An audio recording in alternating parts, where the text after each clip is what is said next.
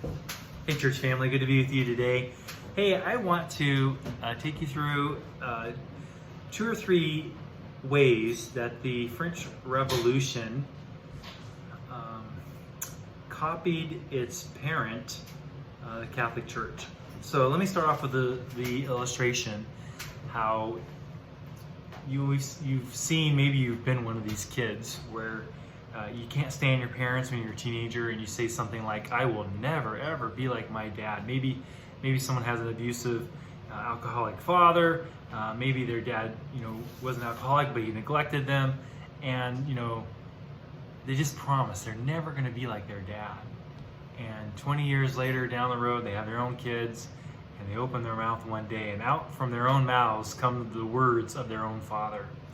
Or they look in the mirror and they realize that without knowing it, they actually had copied their father. Well, that's exactly how it was with the French Revolution. A lot of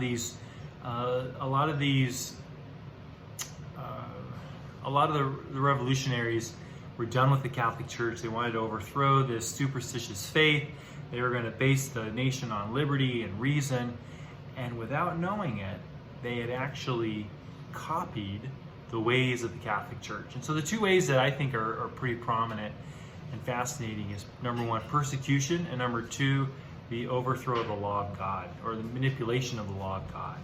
So the first one is persecution. So France, in the early days of the Protestant Reformation, had believed the lie that the Protestant movement, in addition to upsetting the Catholic Church, told the French government, the French king, that if the Pope was overthrown, so would be the king. And in many ways, there's some truth to that. The Protestant countries worked their way out of a king. Definitely, the United States did. And so the French government sided with the Catholic Church, had intensive persecution of the Protestants, the Huguenots, all the Protestants. It was either the stake or exile, and they all chose to be exiled, and they ran away from France. And so you had the greatest minds leaving, and after a while, it was just the unchallenged principles of the Catholic Church. And the Catholic Church and the French government ruled in such a way that the vast majority of Frenchmen were in poverty, abject poverty, and it could not be sustained. The people revolted, and when they stepped up, they decided they were going to throw out the Catholic Church in addition, and also with the French king. And when they got in control, when the Jacobins got in control, they turned around and they persecuted all their opponents. They put to the guillotine.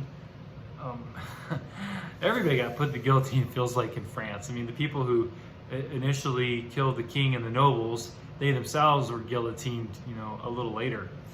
And they couldn't handle any competition. And that's just like the Catholic Church. The Catholic Church had a monopoly on faith. In order to keep that monopoly, they were willing to persecute all of the Protestants and other faiths. The other thing, and this to me I think is more interesting, is that the Catholic Church had fiddled with the law of God, and so did the French Revolution. They didn't just fiddle with it, they threw it out. So the Catholic Church did away with the 2nd commandment about worshiping idols, and they also tinkered with the 4th commandment legally, and trying to change the Sabbath from Saturday to Sunday. Well, is the law of God, is it adjustable? Well, the Catholic Church thought so, and so did the French revolutionaries. In fact, they got in charge and they banned anything with the law of God. They even changed the work week from 7 days to 10. That was a disaster. They did away with marriage.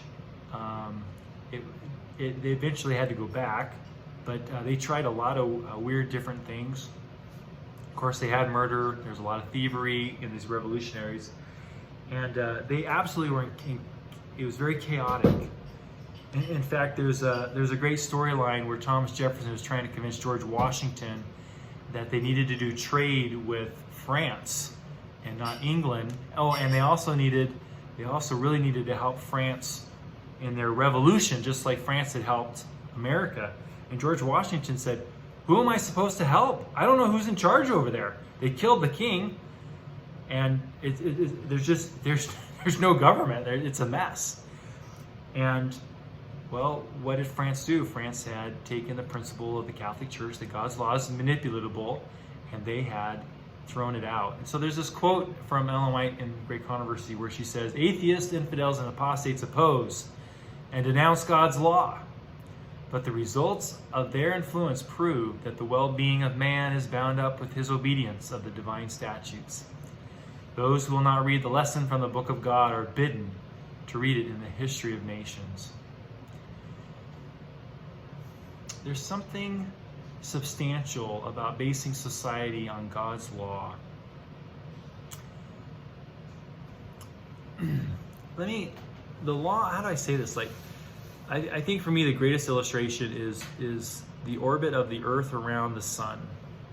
You know, the sun is millions of times bigger than the earth and substantially weightier, such that the earth has a gravitational route around the sun. It's firm, it's strong, it's predictable, and that circular route around the sun has enabled life on planet Earth to perform and function well. Our seasons are predictable, the days are predictable, life has a consistent temperature. You have Pluto. It has an elliptical circular orbit around the sun, and it's cold or it's too hot. I don't know Pluto, but other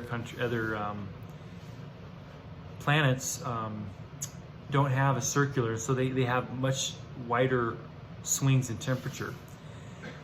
So imagine what would happen to the Earth if it could change the physics laws. If it could say to the sun, "We don't want to orbit around you, we'll choose something lesser than you," say the moon, and we're going to orbit around the moon. Well, orbiting around the moon just doesn't have the substance, it doesn't have the weight to handle the Earth basing its path around it. And not only would the Earth be thrown off, but the moon would be thrown off. Now, I think this metaphor is apt and fitting because, for example, the revolutionaries in France did away with the full law of God. They did away with God himself. And they took one of his principles, liberty and reason, great, beautiful creations of God, principles of God's kingdom. And they made those the end-all be-all. They started orbiting their lives around those two principles. And those two principles are not heavy and weighty enough to handle mankind basing their life on it. And so liberty, the goddess of liberty. Well, shoot, they weren't giving liberty to anybody else, and that doesn't make sense. And reason, well, reason is still infected by sin. That faculty is not pure. People are so biased against what they already believe and what they want to see confirmed. Reason and liberty, while great principles, are not big and strong enough for mankind to base their life as if those were the ultimate principles. Well, same true for family, patriotism, money, fame, work. Only thing that can handle you basing your life on it is God and his law, made of stone. Foundational enough for the individual, for the church, and for society.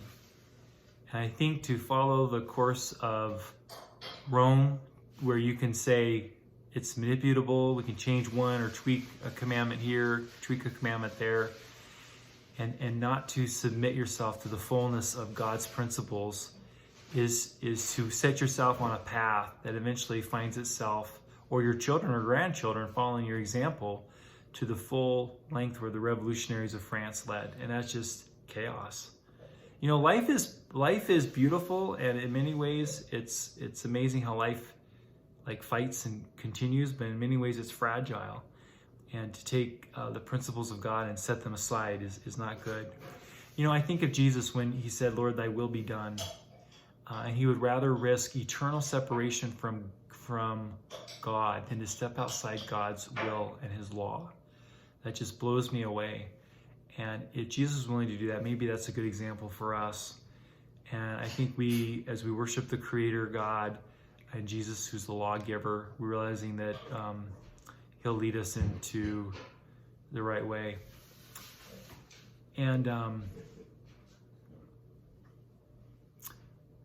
may we all just choose to follow God's law and try to live out its fullness, and try to let Jesus live out its fullness in us. God bless.